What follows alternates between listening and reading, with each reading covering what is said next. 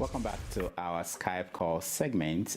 We are still going to talk to our Skype callers, but before we do that, I have someone joining us. I have with me here Shola Giwa, who is a member-elect of the Lagos State House of Assembly, and then joining us now is Demije Ayonwale, who is a friend of Sahara Reporters. You guys know him. Thank you so much for coming here. Thank you. So we are going to kick off some of the issues we are going to talk about with the Skype callers, but I want to hear your opinion.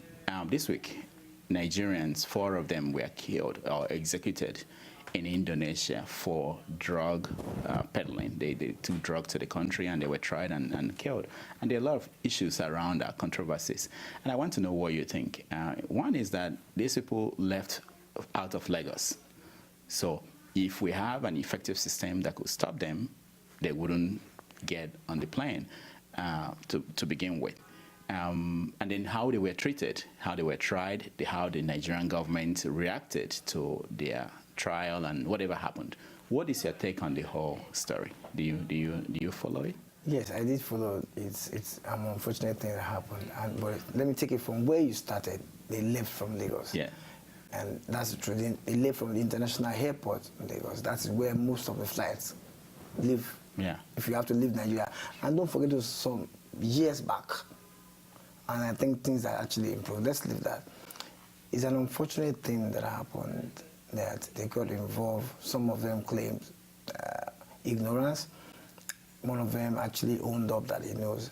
But by and large, in that country, the punishment for trafficking drug is severe. That's their law. I don't really support it. I do not support it, but that's their law. If you don't want to do the time, don't do the crime. But at the same time, I expected that where the world is going now, with the intervention of the states, UN and everything, I expected the Indonesian government to actually pedal down. Yeah, probably reduce their sentences, or at least reduce it to life instead of killing them. Because killing will not solve the problem. It's not going to solve the problem. Absolutely, I agree with that. There was something I read in the papers that even though this was headline news across the world, 16 people this week were stopped at the Murtala Mohammed airport leaving the country with drugs. So what does that say if people know that this is what will happen and they still continue to? Yeah, but killing doesn't stop punishment. Basically, it's. I think we should look at something that's going on in this world today that.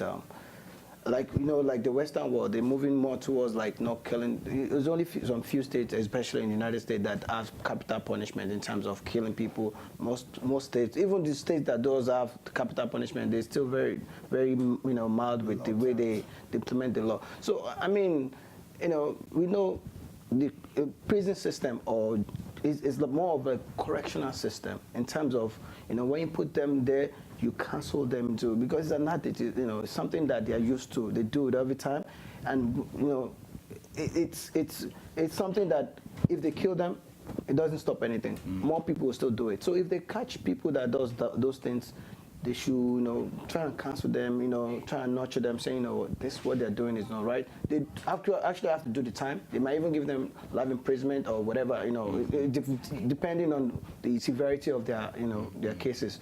But I don't support capital punishment, and I will never support it. The reason being that killing doesn't really correct the crime. Like you just said, they arrested about 16 people, still trying to commit the same crime they just killed people for. It doesn't cut it for me. I don't. For me, I believe we should get down to the roots, the Bayron.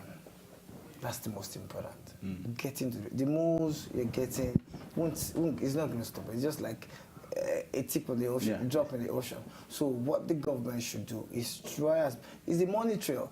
If you want to go after drug traffickers, you go after the money trail. And it's the money trail that I expect the government to go after.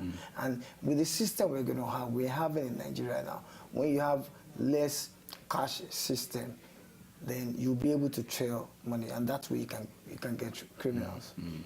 Now, something similar to this also, not really about drugs, is the Nigerian that was killed in Philadelphia. Okay. Allegedly by the wife, Okay. a Nigerian pharmacist. I think her name is Timmy Tucker, right? Okay. They So slept with her sister. yeah, Allegedly. yeah, you have to say that because nothing is confirmed. What does that say? I mean, we've had several cases of Nigerian men killing their wives in America. This is a different case where a woman is now charged with killing the husband.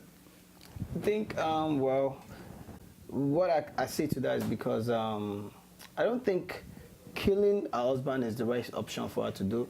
And also, I'm hearing about the whole story saying that it was actually the woman that was cheating on her husband, rather than she was trying to turn the table around, saying that it was her husband that was cheating on her and sleeping around with the maid and also with the younger sister.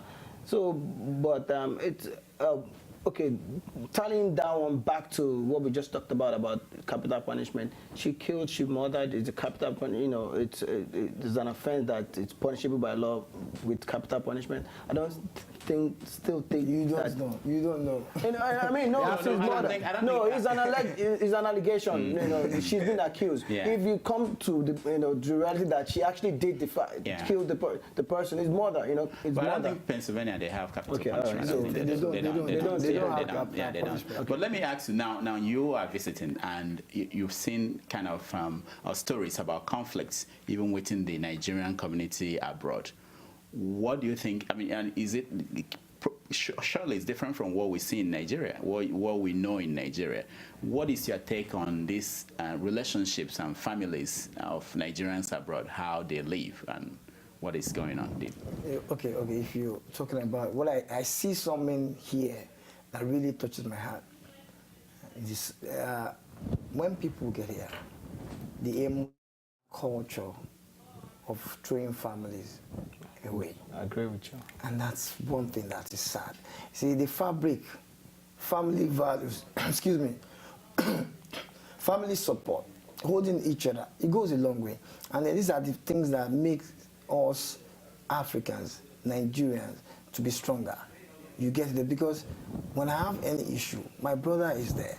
I have someone I'm looking up to. But here, immediately a child is 18, 16, you want to go, and the son will not be looking at the parents again. The children will not be looking at them. They won't even look after their parents. So that's why you have.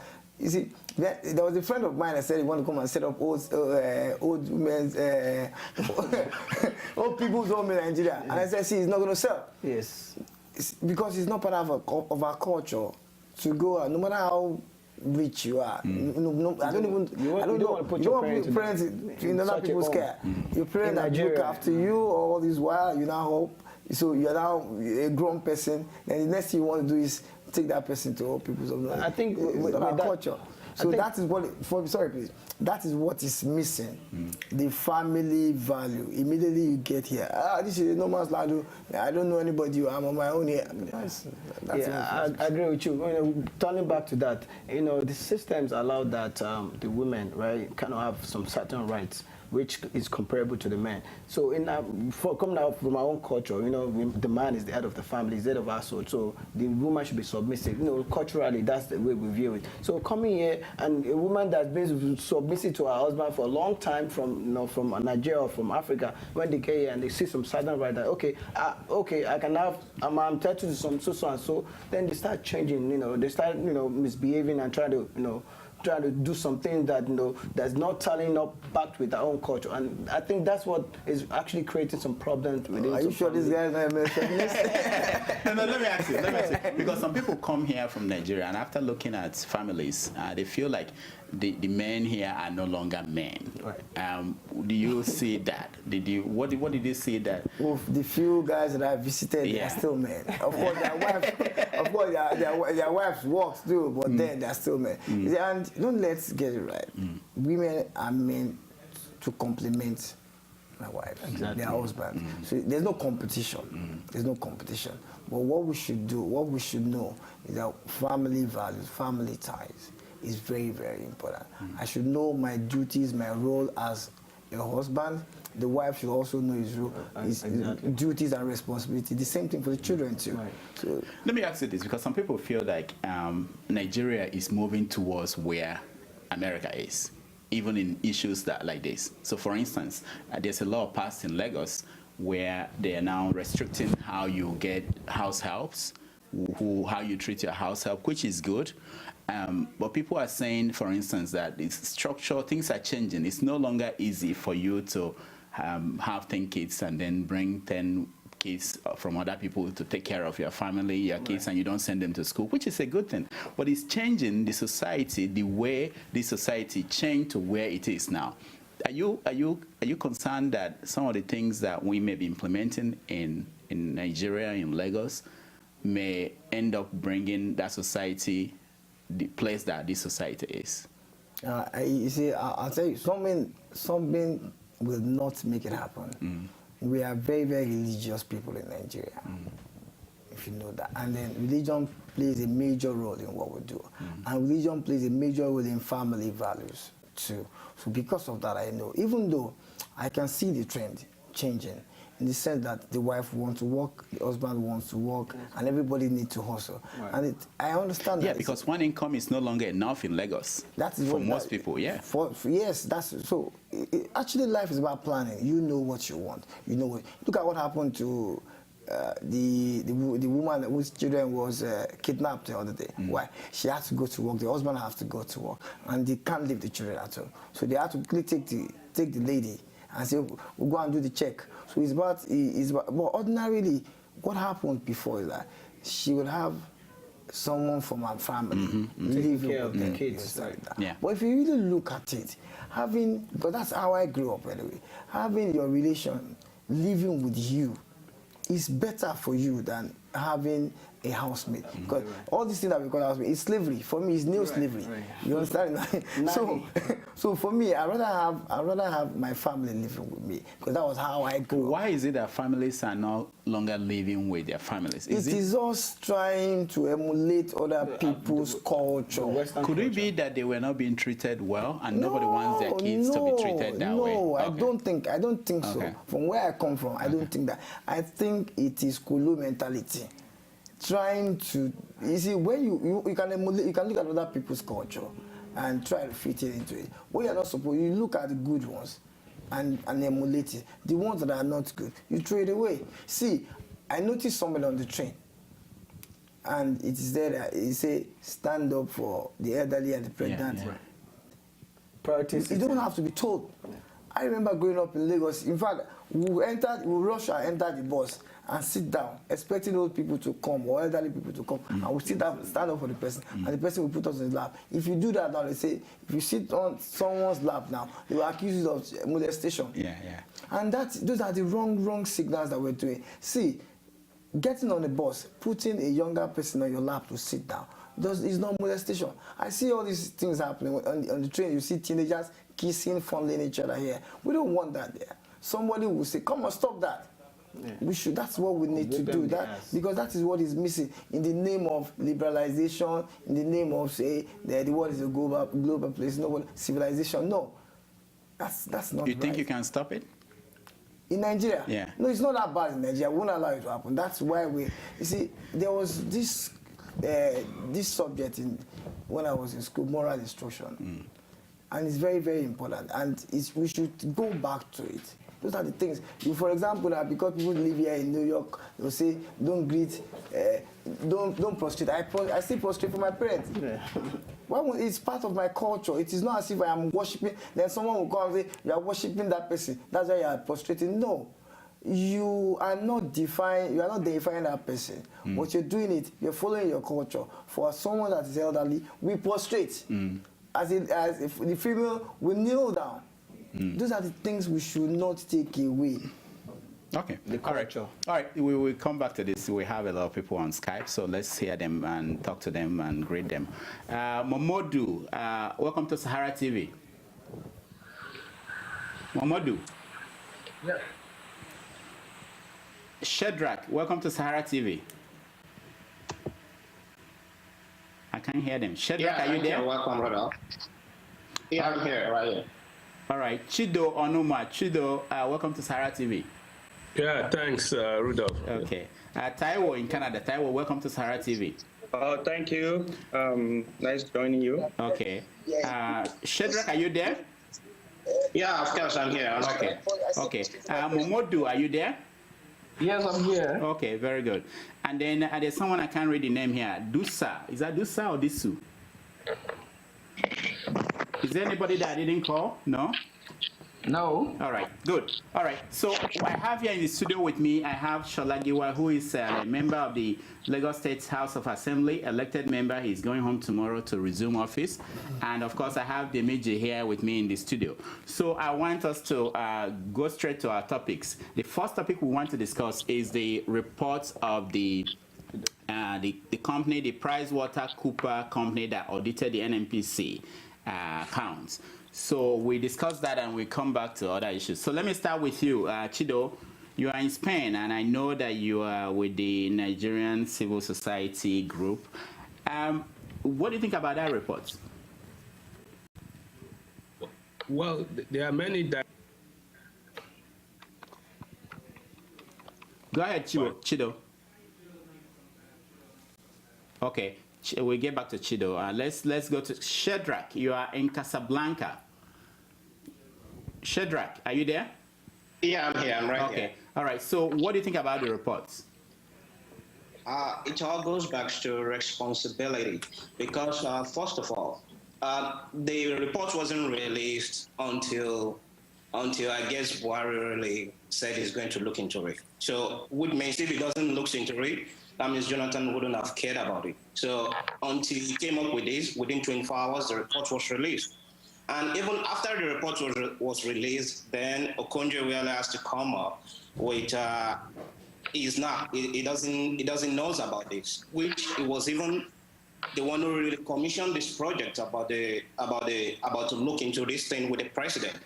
So the whole things come back to the president who doesn't really care about the 150 million Nigerians. So a lot of people have said many things about this man, but to me, I don't see him as if somebody who's really responsible for the fellow Nigerians. That's all. Okay, thank you so much. Momodu, let me ask you, we had last week Desiani Alice-Madeke, the Minister for Petroleum, saying that she is repaying 1.46 billion, I think, dollars, that the report said the NNPC misappropriated. Now, that was before we saw the report was released. Was that a way to deal with the issue? Was it right for the government not to release the reports, and then all of a sudden we hear that NNPC is refunding some money? What is your take? Yeah, thank you very much. I would like to say most Nigerians, we are afraid or we are scared of the elected president now, with General Muhammadu Buhari. In this regard, we find out that a lot of things are missing, which the government are not trying to put light into. But we find out that the moment General Muhammadu Buhari got in and was elected, things started manifesting.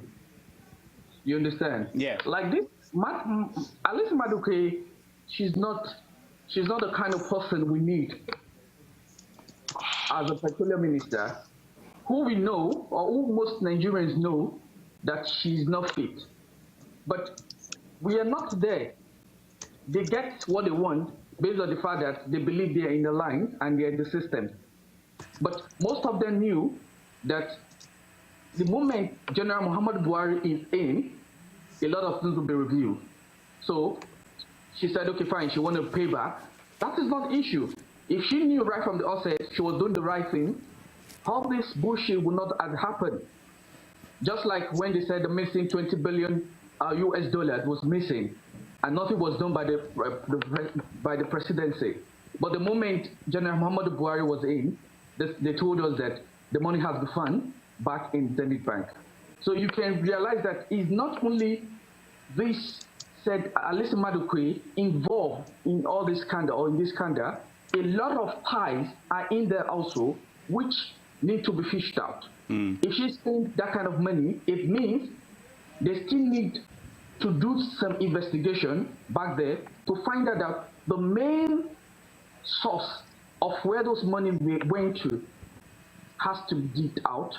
Not only because we are talking about General Muhammadu Buhari cannot do it alone. We need good hands. We need people who can work with him to do this. That's enough. I'll come back to you, Momodu. Thank you so much. Taiwo, I want you to talk about the role of the Minister of Finance. Now, at the beginning, she promised that there will be a forensic audit of this NNPC account. Then, just like everybody knew now, she claimed after the report came out that she had nothing to do with that, although she recanted in the last few days. What do you think is her role in all this, and what does that do for her reputation, quote unquote, if she had any? One thing I would like to say about the Nigerian system, and in particular with regards to the role of the minister in NNPC over the last 4 years, I would say it's something that is, for the whole Nigeria as a whole, it's really pathetic when we look at the fact that at the end of this whole audit by the PricewaterhouseCoopers, that, you know, of course, that they cannot vouch for the integrity of its finding. So it just goes to show that we still have a long way to go in terms of accountability in governance, which currently as it is, I hope that in the new administration we have under Buhari, everything has to count. I mean, for a country that is so rich in oil and yet has the largest population of poor, you know, in fact, we can say the amount of labor force and everything we have, things has to be critically examined. I mean, when we have people in position of power in critical areas as the oil industry, and yet the state of things are bad, I believe, I mean, forgetting the fact that this is the major source of revenue for the country is through oil, and you know, it says a lot. Okay. All right, Taiwo, thank you so much. Chido, are you there? Yes, I'm here. Okay, so thank you. So Chido, I want you to look at this from a different angle. The Accountant General of the Federation came out to say that President Jonathan had great interest in the report.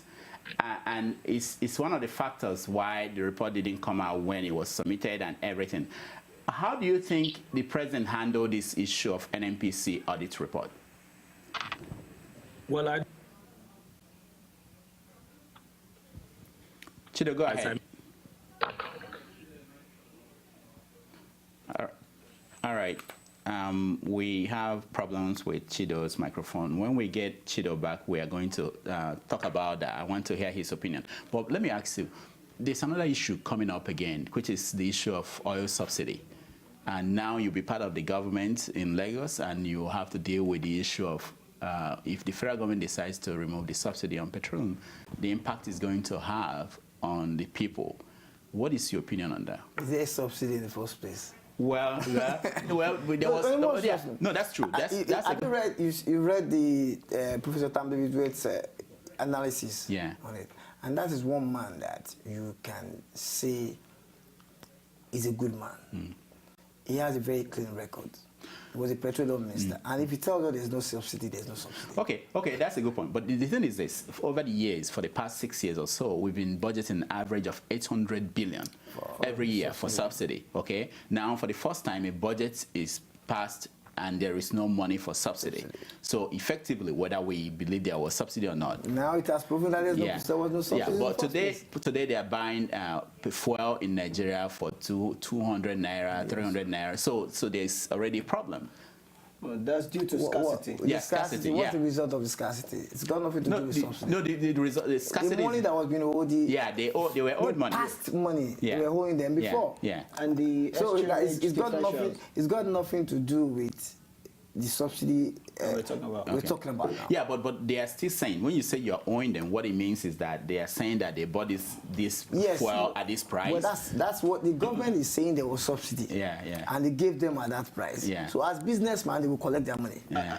You understand? And don't forget that they got this money from banks. Yeah. So they will have factored that into whatever money they get. So they have to get their money back. No, and in actuality, it's the money they're owing them, and also the exchange rate differential. That's the money they're owing them, because when they devaluate the naira, it's affected a lot of the marketers that have already borrowed money from the bank, so they have to pay the differential. So I think about last week, the federal government said they paid about 100 billion. 140 something billion. And now they're going to be paying another extra 156 billion. That's what they said. Well, so I quickly want to talk about the PwC report. Yeah. So my take on this, because I was reading the analysis, you know, I'm not an expert on the oil and gas industry, but I was reading the analysis. All what they said was about, I think, first of all, there's a lot of documents in the report. Secondly, when the report came out, they knew that they were supposed to pay some money back. Even with the doctored report, in terms of the, you know, it's whatever they give to the PwC that they will find. With all the doctor report, they still find out that there's still some missing money, which is, you know, it's, to me, it's ridiculous. And it's so ridiculous in terms of, and to the tune of 1.46 billion. That's a lot of money. That's a lot of money. Someone did an analysis about how much you can use $1 billion to do in that country, and how much graduate you can use to employ. In Dubai. You know, I mean, it was Keeping It Real that did the analysis. So, you know, if you look at that, you know, see what is the mass corruption that is going on in that sector. It's so ridiculous. And one thing I would just say is that, pure and simple, is that Buhari should again do a forensic, because the one they did is not actually forensic. They just term it forensic. It's not forensic, just pure accounting, that put this number and there. Forensic is about, okay, the money that's supposed to go somewhere, it did not go there, or, you know, those are the forensic accounting that's supposed to do. Let me say something. For me, I think the entire thing is a circus. A top government official is saying the report is from government. A minister is saying that she was not the one that told them to do. Who actually told them? Which report are we talking about? Who instructed PwC to do the report? Who contracted it out? Who contracted it out?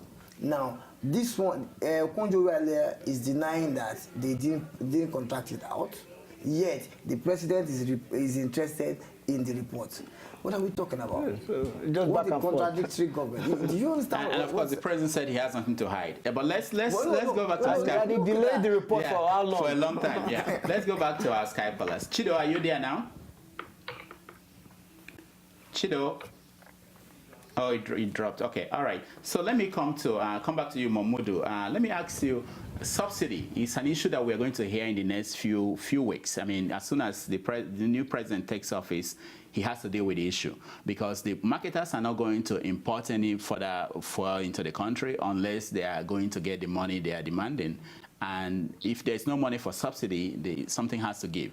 So, Mamudu, I don't know where you are in the world, but what is your take on the idea that there's no subsidy money in the budget? Remember, this budget was sent in by Jonathan, not by Buhari. So they had already planned that after the election, there won't be subsidy money. What do you think? Well, my take on this is that we should, Buhari should basically hold Jonathan responsible for all these issues going on. Just like the subsidy thing. I guess we have a lot of money. Nigeria made a lot of money from this subsidy thing. But what they are giving us, or what they are telling us is coming out of subsidy, basically is not what is coming out of that. We are not in the system. We are in the system.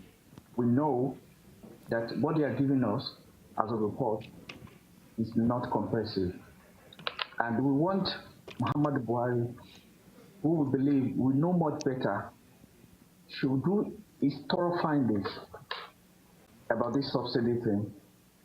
Then let's get to know what exactly, in the exception of subsidy, where is the money going to? What have they been doing with the money?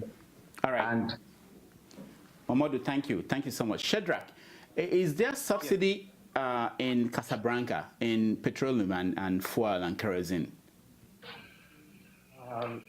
First of all, before I answer your question, I would like to go back to what Mamadou said. It all comes back to responsibility. Hello? Yeah, go ahead, Shedrack. It all comes back to responsibility. I'm sorry to say this, but I can I can look into Jonathan's eyes and tell him he's not a responsible fellow, because we gave him a whole country. He has a vote of nothing less than 70% of Nigerians adults, and still he cannot give me a simple explanation. This thing is, I don't need to be a mathematician before I know something is not working out.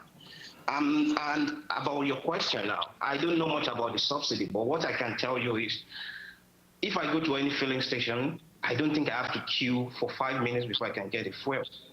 So it tells me whatever calculation they are doing there, paying subsidy or not, that calculation is really working.